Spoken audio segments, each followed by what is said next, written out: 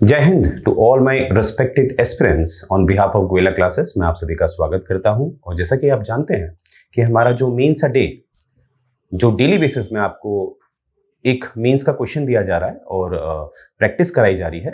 तो आज जो आपका क्वेश्चन है, जो कल वाली स्लाइड में जो हमने अपलोड किया था, वो क्वेश्चन था, what was the reason that among all the European East India Company only the British East India Company was successful in making India its colony. अब डोंट वरी, हिंदी मीडियम वाले बिल्कुल घबराए ना, इसको हिंदी में भी हम देखेंगे। इसमें यह पूछा जा रहा है, जैसे कि आप सभी जानते हैं, जो भारत में अगर हम यूरोपियन के आगमन की बात करें तो आपको पता है एक सीरीज हमेशा याद रखिएगा। सबसे पहले आए थे पुर्तगाली, ये बात याद रखिएगा। फिर आए थे डच, फिर आए थे इंग्लिश, फिर आए थे डेनमार्क एंड लास्ट में आए थे फ्रांस। तो इस तरह से यूरोपियंस का आगमन हुआ। तो इसमें यह पूछा जा रहा है, ऐसी क्या बात थी कि भारत में जिन्होंने सफलतापूर्वक सक्सेसफुली शासन किया वो इंग्लिश ही क्यों थे, वो ब्रिटेन वाले ही क्यों थे? ऐसा क्या था? देखिए, क्वेश्चन जब आता है तो हमारा माइंड सेट हो जाना चाहिए कि क्या पूछा जा रहा है। यानी कि हमें क्या पता चल रहा है यहां से कि कहीं ना कहीं जो इंग्लिश ईस्ट इंडिया कंपनी है, जो ब्रिटेन की ईस्ट इंडिया कंपनी है, उसमें कुछ काबिलियत होगी, तभी तो उसने बाकी जो अन्य कंपनियां हैं, अदर कंपनीज हैं, उससे बेहतर किया है। देखिए, माइंड में क्या क्लिक किया कि इसकी योग्यता, कुछ इसमें योग्यता होगी, राइट? तो उस योग्यता को हमने पकड़ लेना है, राइट? तो देखिए, शुरू करने से पहले एक प्लाटो की बात है आपके सामने रख रहा हूं कि good actions give strength to ourselves and inspire good actions in other. क्या कहा जा रहा है इसमें? जब आप कोई अच्छा काम करते हैं तो उससे हमें क्या मिलता है? स्ट्रेंथ मिलती है, मतलब पॉजिटिव वाइब्स मिलते हैं, तो एक हिम्मत आती है। और जब आपके अंदर पॉजिटिव वाइब्स आते हैं अच्छा काम करने की वजह से, तो बाकी लोगों को भी आप पॉजिटिव वाइब्स देते हैं, राइट? यानी कि समाज में आप पॉजिटिव वाइब्स फैलाते हैं। तो देखिए, जब आप पढ़ते हैं तो एक अच्छा काम है, राइट? इससे आपको स्ट्रेंथ मिलती है। जैसे B.R. अम्बेडकर साहब ने भी कहा है कि अगर जो एक्चुअल पावर है वो क्या है, वो है एडुकेशन, क्योंकि एडुकेशन के दम पर ही जो व्यक्ति है वो समाज को बदल सकता है, राइट? तो यही बात देखिए प्लाटो ने भी कही है। तो आप जो कर रहे हैं, मुझे उम्मीद है काफी मेहनत करेंगे। जो भी आप कर रहे हैं, मुझे पता है आप दिल से पढ़ाई कर रहे हैं, राइट? तो आगे बढ़ते हैं। तो देखिए, ये एक स्ट्रक्चर है और मैंने ये ऑलरेडी बता चुका हूं प्रीवियस स्लाइड में भी। जैसे एक बैकग्राउंड होगा हमारा, फिर एक बॉडी होगी, फिर कंक्लूजन होगा। ये जो तीन जो चरण हैं, जो इसके स्टेजेस हैं, वो आपने रखनी होती है। और मैंने ये भी बताया था कि अगर क्वेश्चन आ जाए 3W का, मैं एक बार दिखा देता हूं आपको। यहां पर हम देखेंगे 3W से मेरा क्या मतलब है? What, when, why. व्हाट मतलब क्या, व्हेन मतलब कब, और वाई मतलब क्यों। इस तरह के जब भी व्हाट, व्हेन, वाई आएंगे, क्या, कब, क्यों आएगा, तो आपने इंट्रो से सीधे कंक्लूजन पे चले जाना है, राइट? तो वही हम इसमें फॉलो करेंगे, क्योंकि हम क्वेश्चन देखेंगे अपना। क्या क्वेश्चन आ रहा है? व्हाट, कीवर्ड है व्हाट। क्या पूछा जा रहा है? क्या कारण था, तो वो कारण हम देखेंगे। तो इंट्रो में देखिए, यहां पर जो ज्यादा काबिलियत दिखाई जा रही है वो ब्रिटिश ईस्ट इंडिया कंपनी की दिखाई जा रही है। तो आप कोशिश करिए इंट्रो में ब्रिटिश ईस्ट इंडिया कंपनी को रखने की ज्यादा, राइट? क्योंकि कम शब्दों में हमें ज्यादा समझाना है, राइट? तो देखिए, यहां से आपको एक पिक्चर दिख रही है कि आपको दिख रहा होगा कि कोई यूरोप से आया हुआ है व्यक्ति, और वो कहीं ना कहीं जो मुगल शासक है उससे परमिशन ले रहा है, उससे एक अनुमति ले रहा है कि हम आपके वहां व्यापार करना चाहते हैं, तो आप हमें अनुमति दीजिए, just give us the permission to do trade in India, right? तो यहां पर हम देखेंगे, ये है कैप्टन हॉकिंस,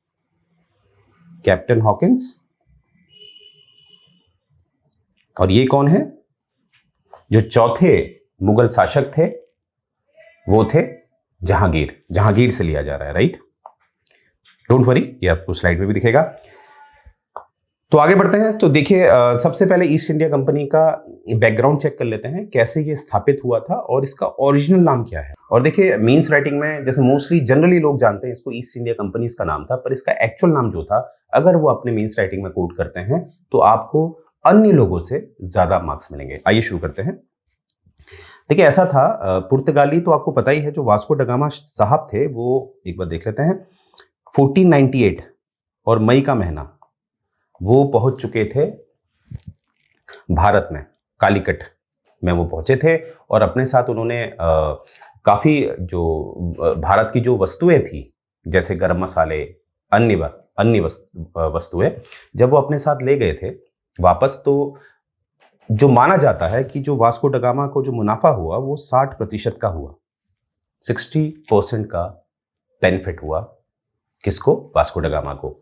तो देखिए पुर्तगाल में जब ये फैला, जब वास्को ड गामा वापस पहुंचे पुर्तगाल, तो जो अन्य यूरोपियन कंट्री है, यहां पर मैं जो अदर यूरोपियन कंट्री है वो मैं मानूंगा ब्रिटेन की। तो ब्रिटेन वालों को जब पता चला, ब्रिटेन में कहीं ना कहीं इस समय, जिस समय की मैं बात कर रहा हूं, जैसे ये 15वीं शताब्दी की बात है, 15वीं और 16वीं शताब्दी में जो ब्रिटेन में कहीं ना कहीं वो लोग पूंजीवाद की तरफ ज्यादा थे। तो वहां पर काफी मकेन्स थे, मकेन्स मतलब जो व्यापारी होते हैं वो लोग हुआ करते थे। तो उन्होंने सोचा कि क्यों ना हम भी कोशिश करें भारत में जाने की, क्योंकि रास्ता तो डिस्कवर हो चुका था, जो कि वास्को ड गामा ने डिस्कवर कर दिया था। तो ब्रिटेन ने भी सोचा कि क्यों ना हम भी करें, राइट। तो ब्रिटेन के जितने भी छोटे छोटे जो व्यापारी थे, उन्होंने मिलके, उन्होंने एक साथ वो समूह में आए, ग्रुप में आए और उन्होंने एक कंपनी स्थापित करी। तो यही डेट आपको मिलेगा 1599 में। ग्रुप ऑफ इंग्लिश मर्केंट्स जो हैं, जो व्यापारी हैं वहां के, वो लोग क्या करेंगे कि एक अपने आप को एक नाम देंगे। वो नाम है मर्केंट्स एडवेंचर्स, मर्केंट्स एडवेंचरर्स, ये नाम देंगे। मतलब ये ऐसे व्यापारी हैं जो थोड़ा सा एडवेंचर करेंगे, क्योंकि उस समय समुद्र में उतरना थोड़ा एडवेंचर का काम होता था, क्योंकि इस तरह के यंत्र नहीं थे जिन पे पूरी तरह से भरोसा किया जाए। तो वो उस अपने जो डेस्टिनेशन है वहां पहुंच पाएंगे नहीं पहुंच पाएंगे, इसकी कोई जिम्मेदारी नहीं होती थी, इसका कुछ पता नहीं होता था, इसीलिए इसको एडवेंचर कहा गया, राइट। तो ये समूह ने क्या नाम रखा? मर्केंट्स एडवेंचरर्स। और इन्होंने मिलके एक कंपनी बनाई, ठीक है। अब देखिए कंपनी का नाम यहां पर आप देख लीजिए, governor and company of merchants of London trading into the East Indies, ये इसका नाम है। अब प्रश्न है, क्या सर हमें ये नाम याद करना चाहिए? देखिए अगर आप याद कर लेते हैं और इसको कोट कर लेते हैं अपने मेंस राइटिंग में, तो उस व्यक्ति से आपको ज्यादा मार्क्स मिलेंगे जो केवल ये लिखेगा इंग्लिश ईस्ट इंडिया कंपनी, उसको भी मार्क्स मिलेंगे पर आपको ज्यादा मिलेंगे। तो चॉइस इज योर्स, अगर याद हो जाए तो बेहतर है। तो ये कंपनी बनाई जाती है और इस अब कंपनी बना दी गई है। अब कहीं ना कहीं देखिए उस समय क्या होता था, लोकतंत्र इतना नहीं होता था वहां पर, ज्यादातर जो मोनार्क सिस्टम है, राजशाही है, वो होती थी। तो कोई भी कार्य किया जाएगा तो कहीं ना कहीं जो किंग या क्वीन है उससे परमिशन लेनी पड़ेगी। तो वही इन्होंने कंपनी बनाई और इनको अब जाना था भारत की तरफ, तो ऑब्वियसली इनको चाहिए थी परमिशन। तो परमिशन किससे लेंगे? क्वीन एलिजाबेथ से ये आग्रह करेंगे, तो क्वीन एलिजाबेथ इनको परमिशन दे देगी 31 दिसंबर 1600 को। ये बात याद रखेंगे। आगे बढ़ते हैं। और एक अधिकार दे देगी कि इनको अधिकार होगा कि ये व्यापार कर सकते हैं भारत की तरफ, यानी कि पूर्व की तरफ। और ये एकल अधिकार था, यानी कि किसी अन्य कंपनी को ये अधिकार नहीं दिया जाएगा। शुरुआत में ये 15 साल का था, फिर ये बढ़ता रहा। हालांकि उसमें हम नहीं जाएंगे, इतना याद रखेंगे कि अब इनके अलावा ब्रिटेन से कोई भी कंपनी फिलहाल नहीं आएगी, क्योंकि इनको एक एक्सक्लूसिव राइट मिला हुआ है, एकल अधिकार मिला हुआ है, राइट। चलिए आगे बढ़ते हैं। अब आप देख पा रहे होंगे स्लाइड में कुछ इस तरह की दिखती होंगी, ठीक है, कुछ इस तरह की हमने मान लिया है, ठीक है। अब आगे देखते हैं। जो यहां पर मैंने जो पिक्चर दिखाई थी, ये वाली आप देखिएगा, स्टोरी दिख रही है आपको। तो यहां पर मैंने कहा था कैप्टन हॉकिंस साहब है जो आएंगे, क्योंकि यहां पर भी राजशाही है, मुगलों का शासन है और इस समय जहांगीर बैठे हुए हैं गद्दी पे, तो बिना परमिशन के तो कुछ हो नहीं सकता, राइट। तो देखते हैं आगे। अब देखिए स्टोरी क्या है कि कैप्टन हॉकिंस पहुंचते हैं जहांगीर के दरबार पे, और कब पहुंचते हैं? अप्रैल 1609 पे, 1609 में पहुंचते हैं जहांगीर के दरबार पे। अब होता क्या है, ये यहां पहुंचते हैं, काफी इंप्रेस करते हैं जहांगीर को, वगैरह वगैरह। तो इसमें अभी हम इतना डेप्थ नहीं जाएंगे, अभी हम सीधे आएंगे कि कहीं ना कहीं 1611 में देखिए क्या हुआ कि जहांगीर ने एकदम परमिशन नहीं दी थी फैक्ट्री खोलने की, क्योंकि ऑलरेडी पुर्तगाली बैठे हुए हैं। जैसे अगर मैं इससे पहले आऊं, जहांगीर के जो पिता हैं जो अकबर साहब हैं वो नॉलेज के काफ़ी नॉलेज गेन करना चाहते थे, उनको ज्ञान की बड़ी जिज्ञासा होती थी, इसीलिए वो पुर्तगालियों को बुलाते थे। आपके लिए क्वेश्चन है, कमेंट सेक्शन में लिखिएगा कि अकबर ने ज्ञान सीखने के लिए अपने दरबार में 3 बार पुर्तगालियों यानी कि यूरोपियन को बुलाया, उनके नाम आप लिखिएगा, राइट। तो वो नाम आप लिखिएगा कमेंट सेक्शन में, देखते हैं आपकी तैयारी कैसी है, राइट। तो यहां पर आप देखेंगे कि 1611 में जो कहीं ना कहीं English had started trading in Masulipatnam. देखिए उस समय जहांगीर कहां बैठता था? दिल्ली में। अब उत्तरी हिस्से में तो इनको कोई अनुमति नहीं मिली क्योंकि पुर्तगालियों ने विरोध कर दिया था, और पुर्तगाली पहले से बिजनेस में है तो जहांगीर भी क्यों चाहेगा, क्योंकि अच्छा खासा जहांगीर को राजस्व मिल रहा था, तो पुर्तगालियों का बुरा वो नहीं बना। चलिए कोई बात नहीं, फिर वापस चला गया था कैप्टन हॉकिंस, और कहीं ना कहीं 2 साल बाद 1611 में इंग्लिश ने एक ट्रेडिंग के लिए एक छोटी सी फैक्ट्री स्थापित करी, कहाँ? मसूलीपट्टनम में। अब देखिए ध्यान से समझिएगा कि जैसे जब मुगलों का शासन था तो प्रांतों में गवर्नर होते थे। अब यहाँ पर आप ध्यान से देखिए, एक स्लाइड देखिए, इस चीज़ को समझिए, देखिए कॉन्सेप्ट क्लियर करने हैं। अब ये भारत देखिए, ये आपको दिख रहा है भारत। अब मुगल कहीं यहाँ पर बैठे हैं, राइट, दिल्ली के आसपास, और ये जो आंध्र प्रदेश वाला एरिया है या जो ये केरला वाला एरिया है वो कितना नीचे है। और उस समय ऐसा तो नहीं है कि फ्लाइट होते थे, है ना, कि जो राजा है वो एक फ्लाइट पकड़ के 40 मिनट में पहुंच जाए केरला, ऐसा तो नहीं हो सकता ना। तो कहीं ना कहीं जो दक्षिणी भारत था, वो वहाँ के जो गवर्नर होते थे वो कहीं ना कहीं एक तरह से स्वतंत्र थे। अगर फैक्चुअली अगर आप देखेंगे, रियलिटी में, वास्तविकता में आप देखेंगे तो वो स्वतंत्र थे। कहीं ना कहीं हर साल वो लगान पहुंचा देते थे और स्वतंत्र थे। इसीलिए जो कंफ्यूजन होता है कि जब जहांगीर ने उन्हें अनुमति नहीं दी, तभी भी उन्होंने 2 साल बाद कैसे मसूलीपट्टनम आजकल का मछलीपट्टनम है, मछलीपट्टनम जो कि आंध्र प्रदेश में है, तो वहां पर इनको परमिशन मिल गई। तो आंसर क्या है? क्योंकि वहां का जो गवर्नर था, जो ईस्ट इंडिया कंपनी थी ब्रिटेन की, उन्होंने उनको कुछ पैसा दिया होगा और उनको कन्विंस कर लिया होगा, इसीलिए उनको अनुमति मिल गई। इसीलिए इन्होंने मसूलीपट्टनम में अपनी पहली फैक्ट्री खोल दी 1616 में। तो मुझे उम्मीद है आप समझ गए होंगे कैसे इन्होंने खोली है। अब नेक्स्ट हम देखेंगे 1612 में क्या होता है। कैप्टन थॉमस साहब हैं, कैप्टन थॉमस बेस्ट। इन्होंने क्या किया कि पुर्तगालियों को समुद्र में हरा दिया, यानी कि एक नेवल एक्सपेडिशन हुआ, यानी कि जो नौसेना होती है उसका लड़ाई हुई पुर्तगाली और इंग्लिश के बीच, जिसमें जो जीत हुई वो पुर्तगालियों की हुई, माफ कीजिएगा, जो ब्रिटेन की हुई, पुर्तगाली हारे थे। अब देखिए उस समय धारणा ये थी, उस समय मतलब कब, मैं ये बात कर रहा हूं कि 15वीं और 16वीं शताब्दी की। तो उस समय ये धारणा थी कि पुर्तगालियों को समुद्र में कोई भी नहीं हरा सकता, कोई भी नहीं हरा सकता पुर्तगालियों को। जैसे इसके बारे में आपको जो हमने जो मेंस की एक नई सीरीज शुरू की है, जिसमें एक सिस्टमेटिक वे में आपको पढ़ाया जा रहा है 1 by 1, क्योंकि ये जो मेन सीरीज है ये तो रैंडमली हम कहीं से भी उठा रहे हैं टॉपिक, ठीक है। ये मोस्टली उनको टारगेट करती है जिनका ऑलरेडी अच्छा खासा प्रिपरेशन हो चुकी है, उनको एक रिवीजन चाहिए। पर जो दूसरी वाली हमारी मेंस की सीरीज आ रही है, उसमें ऑलरेडी उनको तो फायदा होगा जिनने पूरा पढ़ा हुआ है, ज्यादा फायदा उनका होगा जो फ्रेशर्स हैं, जिनको एक सिस्टमेटिक वे में पढ़ना होता है, राइट। तो वो भी आज 2 बजे अपलोड हो जाएगा, जो हमारा वादा है। तो वहां पर अब एक सिस्टमेटिक वे में आप पढ़ेंगे, ठीक है। तो यहाँ पर तो रैंडमली हम कहीं से भी पढ़ा रहे हैं। तो फिलहाल जो टॉपिक है उसमें हम आ रहे हैं। तो देखिए उस समय जो धारणा थी ये थी कि पुर्तगालियों को समुद्र में तो कोई हरा ही नहीं सकता। और जब जहांगीर को ये पता चला कि भैया पुर्तगालियों को ब्रिटेन की जो ईस्ट इंडिया कंपनी उसने हरा दिया है, तो कहीं ना कहीं जो जहांगीर साहब थे वो बड़े खुश हुए, उनको लगा रे वाह इनमें दम है। तो इसीलिए कहीं ना कहीं जो इम्प्रेस्ड जहांगीर है, जो इम्प्रेस हो चुका है इनसे, वो उनको अंत में एक परमिशन दे देता है कि 1613 में कि तुम सूरत में फैक्ट्री डाल लो।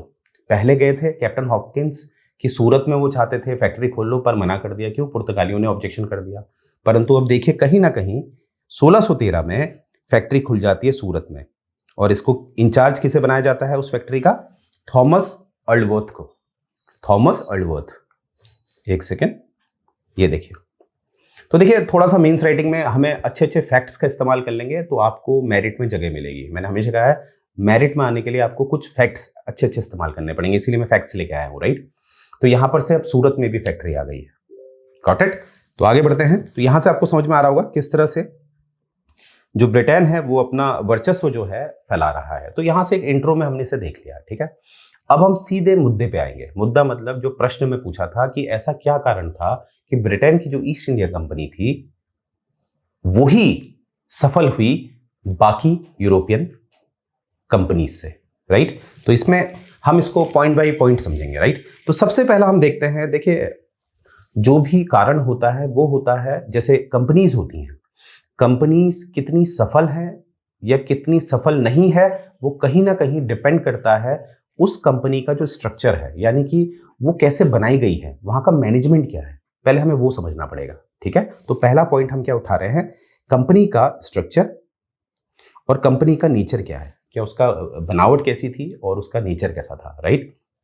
तो देखेंगे सबसे पहला जो इंग्लिश ईस्ट इंडिया कंपनी है। अब देखिए यहां पर एक छोटा सा पॉइंट मैं आपको बता रहा हूं, बहुत छोटा पॉइंट है पर बड़ा अच्छा पॉइंट है। यहां पर प्रश्न क्या है, प्रश्न यह है कि ईस्ट इंडिया कंपनी जो ब्रिटेन की है उसकी बात की गई है ज्यादा, क्योंकि उसने काम किया है। तो जब हम नेचर की बात करेंगे, स्ट्रक्चर की बात करेंगे, यानी कि विशेषता जब बतलाएंगे कंपनीज की, तो शुरुआत आपने उसी कंपनी से करनी है जिसकी सफलता की बात की गई है। यहां पर मैं पुर्तगाल को भी उठा सकता था, फ्रांस को भी उठा सकता था, पर यहां पर स्टार्टिंग ही आपने कहां से करनी है, ईस्ट इंडिया कंपनी, ओके। क्योंकि जो कॉपी चेक कर रहा है वो थकता भी है, तो पहले इंप्रेशन उसे मिल जाता है कि चलो मेन मुद्दे की बात हो रही है। तो जो ईस्ट इंडिया कंपनी है इंग्लिश की, ये बनी थी एक एमलगमेशन से। एमलगमेशन मतलब होता है जब एकजुट हो जाते हैं सब। अब ये एकजुट कौन हुए, अब हम समझेंगे। जो सेवरल राइवल्स थे कंपनी के एट होम, यानी कि देखिए आप जानते हैं भारत में वर्तमान में आप देखिए जैसे गोयला क्लासेस हैं, गोयला क्लासेस आपको कोर्स ऑफर कर रहा है, तो ऑब्वियस सी बात है कोई और है वो भी आपको कोर्स ऑफर करेगा, तो कंपटीशन तो होता है। और कंपटीशन होना कोई बड़ी बात गलत बात नहीं है, क्योंकि कंपटीशन जो होता है वो आपकी एफिशिएंसी जो होती है, काबिलियत जो होती है उसको बढ़ाता है। बट शर्त है वो हेल्दी कंपटीशन होना चाहिए, राइट। तो देखिए उस समय क्या था कि जो ब्रिटेन थी उसमें अलग अलग कंपनियां आपस में बहुत कंपटीशन रखती थी, इसलिए आपस में जलन भावना थी, वो एनिमी थे, एक दूसरे के दुश्मन थे। परंतु जब ये पता चला कि भैया भारत में इतना फायदा है, जो पुर्तगाली है वास्को डगामा आया और उसने तो 60% मुनाफा कमाया, तो ये जितने भी आपसी जो रंजिश थी इन्होंने छोड़ा, एक हो गए और कंपनी बनाई। तो देखिए इससे क्या फायदा हुआ, इससे ये फायदा हुआ, एक उंगली को कोई भी तोड़ देगा, पर जब उंगलियां एक साथ हो जाएगी तो तोड़ना मुश्किल है, राइट। लकड़ी वाली बात जो है, एक लकड़ी, उंगली को माफ कीजिएगा, लकड़ी, एक लकड़ी को तो कोई भी तोड़ देगा, अगर 8-10 लकड़ियां होंगी तो कोई नहीं तोड़ पाएगा। तो यही सिद्धांत यहां पे लागू हुआ, आपसी जो इनकी रंजिश थी इन्होंने भूल गए, एक हो गए और पहुंच गए कहां, भारत। तो ये फायदा हुआ, राइट। और जो ये कंपनी थी जो ये बनाई गई थी इनके द्वारा, इनकी जो कंट्रोलिंग करता था वो बोर्ड ऑफ डायरेक्टर्स करते थे। ये आप देख पा रहे होंगे, एक सेकेंड, बोर्ड ऑफ डायरेक्टर्स करते थे। और ये जो चुने जाते थे, ये जो बोर्ड ऑफ डायरेक्टर्स होते थे, ये निर्वाचित किए जाते थे, यानी कि वोटिंग होती थी, और सालाना यानी कि 1 साल के लिए चुने जाते थे बोर्ड ऑफ डायरेक्टर्स, जो डायरेक्टर्स होते थे। देखिए यहां से बोर्ड ऑफ डायरेक्टर्स से आपका क्या मतलब है, यहां पर ये मतलब होता था कि जो मैनेजमेंट था इस कंपनी का, ये प्राइवेट आदमी जो थे उनके हाथों में था। एक मिनट में समझा देता हूं आपको। देखिए जैसे ये कंपनी है, मान लीजिए ब्रिटेन की ईस्ट इंडिया कंपनी है, ठीक है। अब इसका जो टॉप लेवल मैनेजमेंट देख रहा है, जो टॉप लेवल जो इसका मैनेजमेंट यानी कि प्रबंधन जो देख रहा है, वो कौन देख रहा है,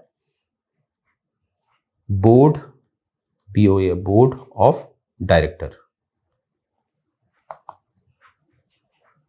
ठीक है। अब इसको आगे चल के कोर्ट ऑफ डायरेक्टर भी कह दिया गया, कोर्ट ऑफ डायरेक्टर्स, एक ही बात है। अब देखिए जो इसके डायरेक्टर्स हैं ये कौन होते थे, ये लोग वो होते थे जो इस कंपनी में जिन्होंने पैसा लगाया है, शेयर्स खरीदे हैं। मानते हैं ईस्ट इंडिया कंपनी के शेयर्स हैं, यहां पर रुकिए, इसको नेक्स्ट स्लाइड में समझा देता हूं। देखिए अब ईस्ट इंडिया कंपनी जो खड़ी है वो खड़ी है शेयर्स पे, क्योंकि इसमें शेयर्स इशू किए गए हैं। शेयर्स होता है जो इकोनॉमिक्स में आप देखिएगा, जो मैम पढ़ा रही हैं, तो शेयर्स इशू किए जाते हैं, और ये शेयर्स जो होल्डर हैं, जिन्होंने शेयर्स खरीदे हैं, वही उनके ही चुनाव होते थे। जो होल्डर्स हैं जिन्होंने शेयर्स खरीदे हैं, वो जितने भी लोग हैं उनके बीच चुनाव होते थे, उन्हीं में से चुन के लोग क्या बनते थे, जो बोर्ड था, ये BOARD बोर्ड जो था, बोर्ड ऑफ डायरेक्टर, उसी के ये डायरेक्टर निर्वाचित होते थे 1-1 साल के लिए। तो इससे हमें क्या सीखने को मिला, इससे हमें ये सीखने को मिला कि मैनेजमेंट असल में कौन संभाल रहा है, प्राइवेट आदमी। यानी कि ये जो ब्रिटेन की जो ईस्ट इंडिया कंपनी थी वो प्राइवेट थी, और देखिए कैसे इसको और समझेंगे आप, वर्तमान में देख लीजिए आप, कभी किसी सरकारी बैंक में जाइए, आप देखेंगे वो अलग ही एटीट्यूड होता है, होता नहीं होता, आप कभी ऑब्जर्व करिए। पर वहीं आप प्राइवेट बैंक में जाते हैं तो वो आपको बहुत अच्छी तरह ट्रीट करते हैं, क्योंकि ये एक स्टिग्मा है कि अगर हम सरकारी नौकरी में हैं तो हमारी नौकरी कभी नहीं छूटेगी, और प्राइवेट होंगे तो अगर हम अच्छा काम नहीं करेंगे तो हमें निकाल दिया जाएगा। तो देखिए उस समय भी अभी यही चीज आने वाली है आगे, ठीक है। तो यहां से हम क्या सीखे, जो ईस्ट इंडिया कंपनी का जो मैनेजमेंट था वो किसके पास था, प्राइवेट एम्प्लॉइज के पास, प्राइवेट लोग थे, ठीक है। तो ये बात मैंने आपको सिंपली समझा दी है, राइट। वहीं पर बात की जाए ट्रेडिंग कंपनी ऑफ फ्रांस या पुर्तगाल की या पोर्चुगल की, जो ईस्ट फ्रांस है और जो पोर्चुगीज है, इनमें जो ज्यादातर जो शेयर होते थे वो स्टेट के होते थे, यानी कि सरकार के होते थे, यानी कि राज्य के होते थे, ठीक है। यानी कि यहां से क्या सीखे हम कि जो पुर्तगाल है, जो पोर्चुगीज ईस्ट इंडिया कंपनी थी, और जो फ्रांस ईस्ट इंडिया कंपनी थी, उसकी जो कंट्रोलिंग थी, जो मैनेजमेंट था, वो देखता था राज्य यानी कि सरकार। और उस समय कहीं ना कहीं जो सोसाइटी थी वो फ्यूडलिस्टिक थी। फ्यूडलिस्टिक मतलब क्या हुआ, इसको ऐसे समझेंगे, देखिए ये मैं बता रहा हूं आपको बात यूरोप की, यूरोप में कुछ ऐसा स्ट्रक्चर था, मैं आपको दिखा रहा हूं, और ये बात मैं कर रहा हूं 15वीं शताब्दी की। तो सबसे ऊपर किंग होता था, फिर नीचे ड्यूक्स होते थे, ड्यूक्स, फिर नीचे बैरन होते थे, फिर नीचे नाइट्स होते थे, और उसके नीचे पीजेंट्स होते थे, जो किसान होते हैं ना, पीजेंट्स होते थे। अब जो ये सब बातें हैं ये आपको बस समझने के लिए मैं बता रहा हूं कि डोंट वरी, वर्ल्ड हिस्ट्री जब मैं पढ़ाऊंगा, रेनेसा पढ़ाऊंगा, तो इसको बहुत डेप्थ में पढ़ाऊंगा। मतलब आपने क्या समझना है कि जो अगर कोई भी कार्य करना है, मानते हैं पीजेंट को कुछ कार्य करना है, तो वो परमिशन किससे मांगेगा, किंग से। पर किंग से वो डायरेक्ट नहीं मिल सकता था, पहले ये बात नाइट तक पहुंचेगी, फिर नाइट से ये बैरन तक पहुंचेगी, फिर ये बात ड्यूक तक पहुंचेगी, फिर ये बात किंग तक जाएगी। तो इसमें हो जाता था, बड़े समय लग जाता था। कहा जाता है कि निर्णय और न्याय जो है वो अगर सही समय पे ना मिले तो उसका कोई फायदा नहीं होता, राइट। तो इसी को आज वर्तमान में समझ लेते हैं। वर्तमान में आप जानते हैं जो हमारी न्यायपालिका है उसमें कुछ ऐसा ही होता है अगर मौलिक अधिकार की बात ना हो। देखिए नीचे डिस्ट्रिक्ट कोर्ट है, आप डिस्ट्रिक्ट कोर्ट में केस आ रहे, फिर आप हाई कोर्ट जाते हैं, हाई कोर्ट में केस आ रहे, फिर जाके आप सुप्रीम कोर्ट जाते हैं। तो ये जो सीढ़ी है ये चढ़ने में कम से कम आपको 60 साल लग सकते हैं। तो समझ सकते हैं आप क्या प्रॉब्लम थी। तो मुझे उम्मीद है आप समझ पा रहे हैं जो मैं समझा रहा हूं आपको। तो प्रॉब्लम क्या थी कि ये स्टेट के कंट्रोल में थे और ये प्राइवेट था। तो ये बात आप याद रखिएगा। जैसे मैंने कहा ये पुर्तगाल और फ्रांस के बारे में, और फ्रांस की जो कंपनी थी उसका तो 60% हिस्सा, मतलब 60% से ज्यादा जो वहां की कंपनी थी उसके जो शेयर्स थे वो किसके पास थे, मोनार्क के पास, जो राजा था वहां का। तो हम क्या सीखे यहां से, हम ये सीखे कि ईस्ट इंडिया कंपनी जो ब्रिटेन की है वो प्राइवेटली ओन्ड है, मतलब उसका जो मैनेजमेंट है वो प्राइवेट देखेगा, और जो बाकी जो पोर्चुगीज है या जो फ्रांस है उसकी जो ईस्ट इंडिया कंपनी है उस पर अधिकार किसका है, उसका जो मैनेजमेंट का अधिकार किसका है, राज्य का, यानी कि वो सरकारी है। अब आगे बढ़ते हैं। तो देखिए इस कारण भी क्या हुआ, अब इस कारण क्या हुआ मैं आपको समस्या बता देता हूं। इसके क्या होता था, जैसे मानते हैं ये भारत है, राइट, एक सेकेंड, ये देखिए अब भारत में मान लो ब्रिटेन और पुर्तगालियों की या ब्रिटेन या फ्रांस की जो हमारी जो सीरीज आ रही है उसमें मैं आपको जैसे कर्नाटिक वॉर पढ़ाऊंगा, इस तरह की जितने भी वॉर पढ़ेंगे तो अब तब आपको समझ में आएगा कैसे ब्रिटेन लड़ रहा था फ्रांस से, पुर्तगालियों से, इस तरह से आपस में लड़ रहे थे, ठीक है। वो हम उस सीरीज में देखेंगे। अभी फिलहाल इतना याद रखेंगे कि देखिए लड़ाई जब भी होती थी, जब भी भारत में लड़ाई हो रही है, अब इनके जो इनके राजा हैं वो तो यहां बैठे हुए हैं, राइट, यहां बैठे हुए हैं। तो अब मान लीजिए ब्रिटेन को और फ्रांस की आपस में लड़ाई हो गई, तो ब्रिटेन को फायदा ये था कि यहां जो प्राइवेटली लोग थे, जो प्राइवेट कोर्ट ऑफ डायरेक्टर्स थे, इन्होंने कुछ लोग इंडिया में ही बैठाए थे कि तुम कोई वॉर की सिचुएशन आती है, लड़ाई होती है, कुछ होती है, तो तुम फैसले ले सकते हो। परंतु जो पुर्तगाल और फ्रांस की बात की जाए तो अगर ये कोई लड़ाई इन्हें करनी है तो इनको परमिशन कहां से लेनी है, यहां से। तो निर्णय आने में, डिसीजन आने में देर लग जाती थी, क्या करना है आगे। जो पुर्तगाल और फ्रांस के जो गवर्नर होते थे उनको पता ही नहीं चलता था हमें करना क्या है। तो ये जो डिले होता था उस वजह से ही कमजोर पड़े, और वहीं ब्रिटेन में निर्णय फटाफट ले लिए जाते थे क्योंकि जिनके पास अधिकार था वो भारत में बैठे रहते थे, तो इसीलिए निर्णय जल्दी हो जाता था। इसीलिए एक कारण ये भी है निर्णय का। और किस कारण? आधार क्या है? Government and private sector. तो मुझे उम्मीद है ये बात आपको समझ में आई होगी, राइट। तो ये एक पॉइंट है। अब नेक्स्ट पॉइंट हम देखते हैं। तो नेक्स्ट है आपका नवल सुपेरियरिटी। अब जो ये आप देख पा रहे होंगे, नवल मतलब ये जहाज के जो बेड़े होते थे, यहां पर जो ब्रिटेन है वो आगे निकल गया था अन्य यूरोपियन कंट्री से। ऐसा क्यों? ऐसा इसलिए है, जो इंडस्ट्रियलाइजेशन था उसकी जो शुरुआत हुई वो ब्रिटेन से हुई, यानी कि इंडस्ट्रीज आ गई थी वो बड़े बड़े। जो काम पहले इंसान कर रहे थे मशीन करने लगी। अब जब मशीन करेंगी तो उत्पादन बढ़ेगा, उत्पादन बढ़ेगा तो इनके पास और पैसा आएगा, और कहीं ना कहीं मशीनरीज बनेंगी। इनके जो शिप्स थे उसमें कहीं ना कहीं अच्छी अच्छी हैवी मशीनरी आने लगी। तो इस कारण क्या हुआ, इस इंडस्ट्रियलाइजेशन के कारण क्या हुआ, इनके जो शिप्स थे ये ज्यादा सक्षम थे, ज्यादा एफिशिएंट थे अन्य यूरोपियन कंट्री से। तो जब भी वॉर होती थी यही जीतते थे। इसीलिए पुर्तगालियों को हराया किसने? ब्रिटेन ने। कारण इनमें से एक ये था, राइट। नेक्स्ट देखते हैं। देखिए यहां पर क्या लिखा है, largest and most advance of its time. उस समय का सबसे बड़े जहाज होते थे इनके और सबसे आधुनिक होते थे, राइट। नेक्स्ट हम देखेंगे इंडस्ट्रियल रिवॉल्यूशन। वो मैंने आपको बता दिया, कहीं ना कहीं इंडस्ट्रियल रिवॉल्यूशन जो है वो 18वीं शताब्दी के स्टार्टिंग में ही, यानी कि लगभग 1710 के आसपास से शुरू हो गया था। कहां? ब्रिटेन में। ब्रिटेन में पहले आया था, फिर वो फैला। तो इसी का फायदा मिला ब्रिटेन को, राइट। ये बात आपने बता दी। इसी वजह से देखिए इन्वेंशन होने लगे, स्पिनिंग जेनी होने लगी। स्पिनिंग जेनी, ये देखिए ये पिक्चर आपको दिख रही है, यहां से ऐसे इसमें कपड़े बनते थे, टेक्सटाइल बनते थे, ये मशीन होती थी, राइट। तो इसे कहते हैं स्पिनिंग जेनी। तो इससे टेक्सटाइल बढ़ा, इनका व्यापार बढ़ा, इन्होंने निर्यात करना शुरू किया, काफी पैसा कमाया। आप जानते ही हैं हर देश ये कोशिश करता है कि उसका आयात से ज्यादा निर्यात हो। Every country wants that it's export must be greater than import. तो क्या होता है, जब निर्यात ज्यादा होता है तो पैसा आता है। तो उस समय देखिए ये जो जितने भी आविष्कार हुए, जैसे कि आप देख पा रहे हैं स्पिनिंग जेनी, इसकी वजह से क्या हुआ कि कहीं ना कहीं पैसा आया और कहीं ना कहीं इनके और आविष्कार होने लगे। स्टीम इंजन बनने लगे। जो जहाज पहले हवाओं के आधार पर जाते थे, जैसे ज्योग्राफी में आपने पढ़ा होगा ट्रेड विंड्स जो होती है उसका सहारा लेते थे, अब उसका सहारा नहीं लिया गया, स्टीम इंजन बन गए। तो यही भी एक कारण रहा, राइट, इंडस्ट्रियल रिवॉल्यूशन। तो ये भी पॉइंट याद रखिएगा। नेक्स्ट है मिलिट्री स्किल एंड डिसिप्लिन। देखिए स्किल होना बहुत जरूरी होता है। जैसे अगर मैं इसको आपको ये एक एजुकेशन में समझाऊं, देखिए पढ़ना और पढ़ाना दे बोथ आर डिफरेंट। ऐसा नहीं होता है कि बहुत जिसको नॉलेज है वो अच्छा टीचर होगा, ऐसा नहीं होता। एक टीचिंग करना भी अपने में स्किल होता है, राइट।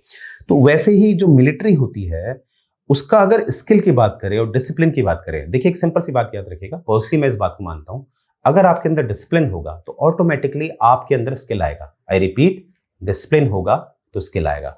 तो इनकी जो कंपनी थी, जो मिलिट्री थी इनकी, वो बहुत डिसिप्लिन थी और ऑटोमेटिकली वो बहुत स्किलफुल भी थे। चाहे वो एक नीचे लेवल के जो आर्मी जो होते हैं ना, जिसे हम कहते हैं इन्फेंट्री, जो पैदल सैनिक होते हैं, चाहे कैवेलरी जो घुड़सवार थे, और चाहे इनके जो लीडर होते थे, सब लोग काफी डिसिप्लिन थे और स्किलफुल थे, अगर हम कंपेयर करें किससे? अन्य लोगों से। तो ये भी कारण रहा, ये सिंपल सा है। नेक्स्ट हम देखेंगे स्टेबल गवर्नमेंट। अब देखिए जैसे भारत का अब विकास देखा जा रहा है, भारत का विकास हो रहा है, राइट। कारण क्यों है? कारण यह है कि अब केंद्र में कहीं ना कहीं एक बहुमत सरकार बैठी है और स्टेबल सरकार बैठी है, राइट। पहले से क्या होता था, मिलीजुली सरकार होती थी तो सरकार स्टेबल नहीं हो पाती थी, कोई भी विधेयक पारित नहीं हो पाते थे। अब सोचिए देश के लिए कितनी गलत बात है कि अगर उसके विधेयक पारित नहीं हो रहे हैं तो कहीं ना कहीं अगर कानून नहीं बनेगा तो विकास हो ही नहीं सकता, क्योंकि विकास जब होगा तो उससे जुड़ी हुई समस्याएं आती हैं, तो उससे संबंधित कानून बनाए जाते हैं, राइट। तो उस समय क्या प्रॉब्लम थी, अगर हम इसको हटा दें, जो ग्लोरियस रिवॉल्यूशन हुआ था 1688 का, 1688 का ब्रिटेन में, उसको अगर हम हटा दें, अब इसके बारे में मैं मॉडर्न हिस्ट्री में आपको पढ़ाऊंगा, डोंट वरी, पर अभी इसको हटा दें, तो इसको हटाएं तो ब्रिटेन ने देखा है कि उसके वहां हमेशा एक स्टेबल गवर्नमेंट बनी रही और वहां का जो राजा था वो हमेशा प्रजा के लिए काम करता हुआ देखा गया। क्या कहा मैंने? कि स्टेबल गवर्नमेंट थी और वहां का जो राजा था या रानी थी वो कहीं ना कहीं प्रजा के लिए ही काम करते हुए दिखे। वहीं पर अगर यूरोपियन की बात की जाए, जैसे फ्रांस की, आप जानते हैं एक वायलेंट रिवॉल्यूशन हुआ था 1789 में, फ्रांस की बात उठाएं। नेपोलियन वाला जो एक किस्सा था, क्योंकि नेपोलियन की फिर डेथ हो गई थी 1815 में, तो काफ़ी अराजकता यानी कि एनार्की फैली थी। और ये सारा डेटा आपको मॉडर्न हिस्ट्री में मिलने वाला, निश्चिंत रहें, ठीक है। आप हमारे साथ जुड़ के रहेंगे तो आपको कुछ नहीं छूटेगा, ये वादा है हमारा। तो यहां से क्या देखा गया कि जो ब्रिटेन है उसकी जो सरकार थी वो ज्यादा स्टेबल थी किसकी तुलना में, अन्य जैसे यूरोप, फ्रांस, माफ कीजिएगा, जैसे फ्रांस हो गया, पोर्चुगीज हो गए, इस तरह से।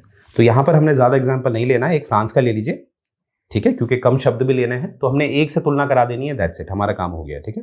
क्योंकि एग्जामिनर समझ जाता है आपको आता है, राइट।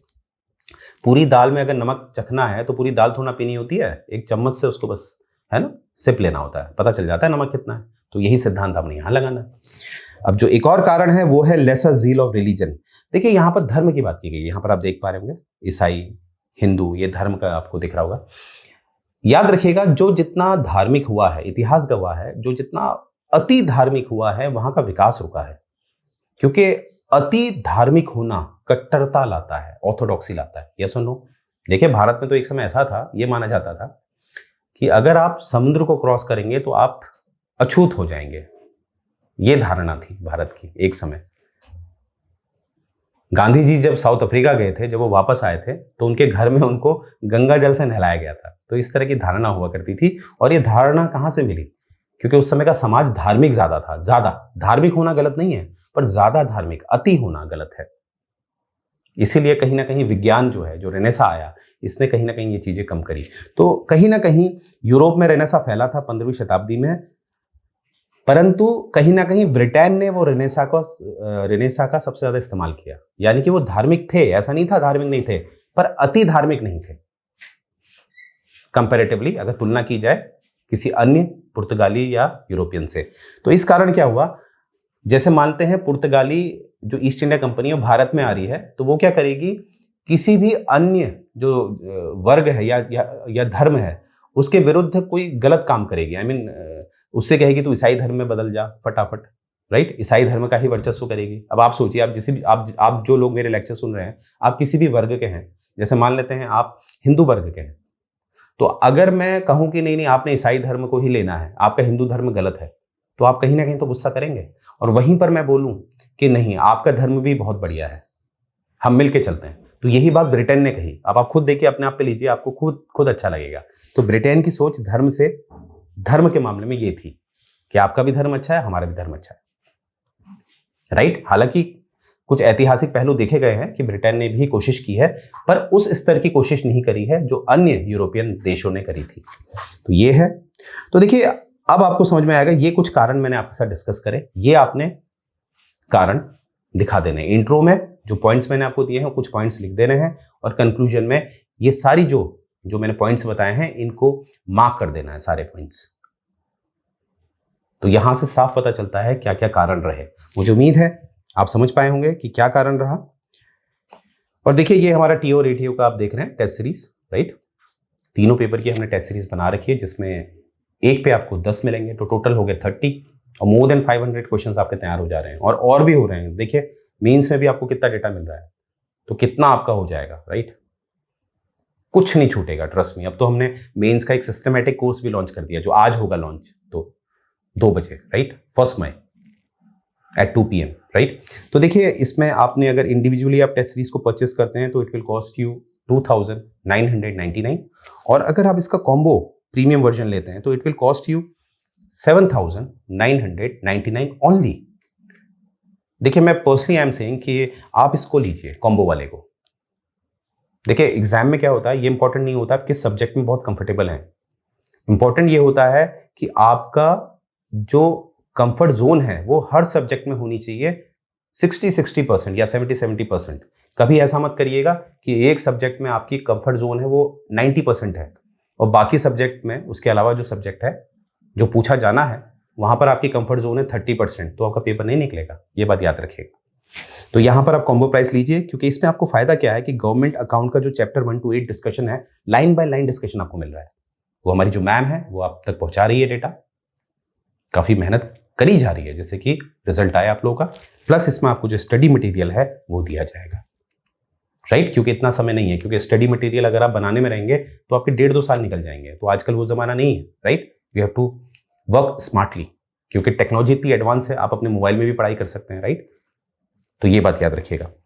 और एक और हमारा है थोड़ा कॉस्ट इफेक्टिव है, वो है आपका premium lectures with study material, जो आपको पड़ेगा 2,999 का। तो हमने हर जो इकोनॉमिक स्टेटस होता है स्टूडेंट का, किसी के पास पैसा होता है, किसी के पास कम होता है, तो वो हमने ध्यान रखा है, ठीक है। तो आपने इस चीज़ को ध्यान देना है। और ये जो आप देख पा रहे होंगे यहाँ पर जो मेंस राइटिंग है, देखिए मेंस राइटिंग तो आपको करनी पड़ेगी, अगर आप मेंस राइटिंग नहीं करेंगे तो फिर बड़ा मुश्किल हो पाएगा, ठीक है। तो देखिए मेंस राइटिंग करी गई थी, जो हमारे टॉपर्स हैं, जो मोहित राठी जी हैं, जो AETU में जो सेलेक्ट हो चुके हैं, राइट। तो इनका आप देख सकते हैं, ये इनकी कॉपी है, देख रहे होंगे, ये मार्क्स आप देख सकते हैं कैसे हमारी टीम चेक करती है। ये आप देखिए इनकी मेंस राइटिंग, और यहाँ पर देखिए किस तरह से, देखिए ये हर एक लाइन, हर एक वर्ड, हर एक अल्फ़ाबेट को चेक किया जाता है गोयला क्लासेस में, जिससे कि आपकी जो परफेक्शन आए वो 100% आए, राइट। और यहाँ पर देखिए मार्किंग की जाती है, रिमार्क दिए जाते हैं कि आपकी जो भी कमी है वो आप तक पहुंचाई जाती है। और ऐसे ये जो टॉपर्स नोट हैं, ये टॉपर्स हैं, ये आप तक शेयर किया जाता है कि टॉपर्स लिखते कैसे हैं। देखिए इट्स सिंपल, आपके घर वाले भी कहते होंगे सोसाइटी मैटर्स। जब आप टॉपर्स के साथ रहते हैं, टॉपर्स के इर्द गिर्द घूमते हैं, तो उनकी वाइब्स मिल जाती है आपको, ठीक है। और ये जो उनकी राइटिंग देख के भी आप समझ जाएंगे, जो उन्होंने कंटेंट लिया है, तो आपको कहीं ना कहीं वो वाइब्स मिल जाती हैं, राइट। तो इसीलिए कहते हैं हमारे घर वाले कि भैया अपनी सोसाइटी अच्छी करो, रीज़न यही है।